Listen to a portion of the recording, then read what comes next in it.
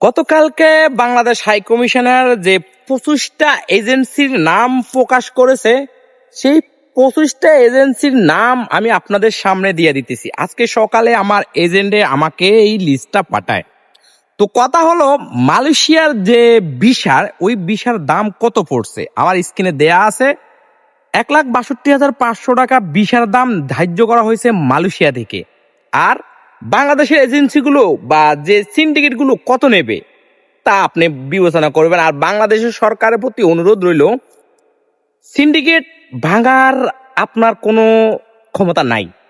আপনার হাতে ওই সিন্ডিকেট ভাঙার কোনো ক্ষমতা নাই। যদি পারেন কম খরচে বাংলাদেশ থেকে কর্মী পাঠাবেন, উচ্চ দামে উচ্চ ব্যয়ে কর্মী পাঠাই 2 দিন পরে আবার অবৈধ হয়ে যাবে, কি লাভ হবে? দেশের বদনাম হবে। তাই আপনারা যারাই আসবেন, আপনি অনলাইনে চেক দিয়ে আসবেন। আপনি যে এজেন্সির মাধ্যমে আপনি টাকা বা পাসপোর্ট জমা দেবেন, ওই এজেন্সি কি বৈধ কিনা এবং ওই যে এজেন্সির মাধ্যমে আপনি আসতে পারবেন কিনা, ভিডিওটা সর্বোচ্চ শেয়ার করবেন।